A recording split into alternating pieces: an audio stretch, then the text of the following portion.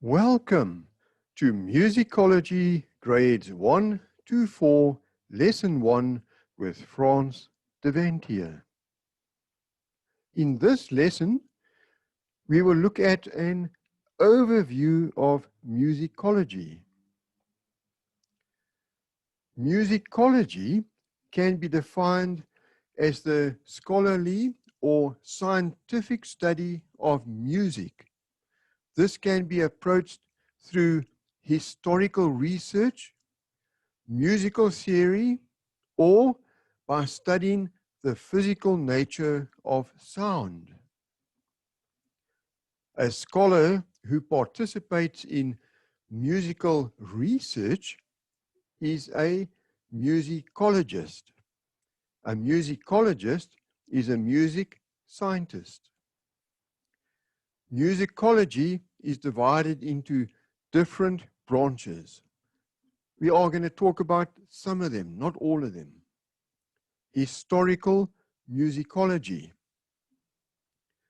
Historical musicology mainly studies the history of the Western classical tradition. The study of music history is much broader than just the Western classical tradition. Historical musicology is concerned with the composition, performance, and the reception and criticism of music over a period of time. Historical studies of music are, for example, concerned with a composer's life and the works or the compositions that he wrote. It's to do with developments of styles and genres, the social function of music for a particular group of people, typically that group of people that he wrote the music for. The methods of historical musicology include source studies, and that is studying the music manuscripts from the original composers. Paleography, the ancient and historical writing, or the way music used to be written many years ago. Philology, the study of the criticisms and styles in the writings. Music analysis, and iconography, which is basically musical imagery. Systematic musicology, and we are going to focus more on systematic musicology than the other types, because history of music is going to be a separate subject. So in musicology, we may tend to focus on systematic musicology. Now, systematic musicology includes music theory, and music theory we're also doing as a separate discipline. The aesthetics, the nature of art.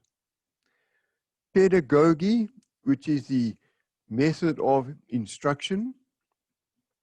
Acoustics. Science and technology of musical instruments.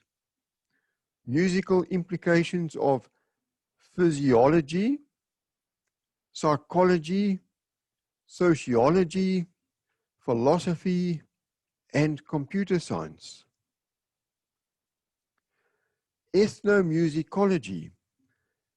Ethnomusicologists study anthropology in order to understand how and why people make music. Ethnomusicology used to be called comparative musicology. Field research is very important, especially long-term field research. Ethnomusicology is the study of music in its cultural context, the anthropology of music, if you will. Includes Western and other music, from all over the world from an anthropological perspective. It involves long-term participant observation, includes historical approaches in the fieldwork. It is closely related to the emerging branch of sociomusicology. Cognitive musicology. Now, cognitive musicology is a branch of cognitive science concerned with computationally modeling musical knowledge, the goal being the understanding of both music and cognition. Some of this may fall under computational musicology. Computational musicology is musical research that is conducted using computers. Music therapy. Music therapy is a specialized form of applied musicology. Music therapy sits on the fence between musicology and alternative medicine. Popular musicology. The study of popular music started in the 1980s.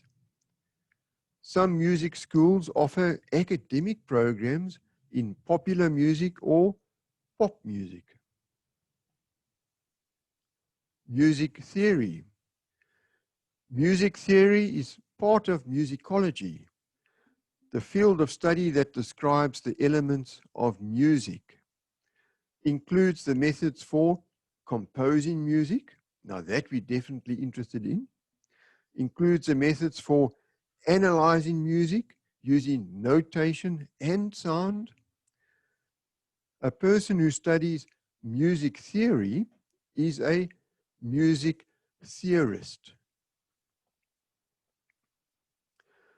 Music theorists establish rules and patterns to explain the techniques of well-known composers. Music theorists may model the experience of performing or listening to music.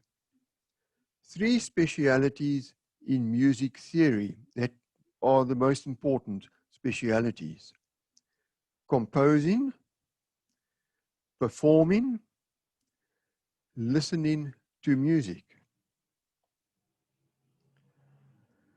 Music theory, analysis, and composition. Musicians study music theory in order to understand the structural relationships in the notated music. Composers, who are also musicians, of course, study music theory to understand how to produce effects and structure in their own works. Composers study music theory to guide their pre-compositional ideas and decisions, as well as the compositional decisions. Music theory in the Western tradition focuses on harmony and counterpoint. In other ethnomusical traditions, it may focus on other aspects. Music theory enables the explanation of large-scale structures, like symphony orchestra concertos, for example, and the creation of melodies, how to balance a melody. Music psychology is a branch of musicology. Music psychology applies the content and methods of all subdivisions or subdisciplines of psychology, perception, cognition, motivation, to mention just three, in order to understand how music is created, perceived, and responded to, and how music is incorporated into individuals' and society's daily lives. The primary branches of music psychology are cognitive musicology, cognitive neuroscience of music. Music psychology is highly theoretical, but it is very useful for optimizing some very important aspects of music. Practice, how to practice. Performance, how to give your best performance. Composition, how to get the most out of composition. Education, how to teach people. Therapy, music therapy, how to make people feel good about themselves using music. Performance practice is a branch of musicology. Performance practice answers very specific questions. For example, how was music performed in the past? So if you're looking at a piece of music that's hundreds of years old and people don't understand how it was performed in the past, now this is a branch of musicology that focuses on that and tries to come up with answers. The collection of evidence about how music should be performed and how to play on a historical instrument. For example, how would you play the lute, or how would you play a Baroque guitar? There's people who actually study that in depth. Performance practice is actually strongly related to music psychology.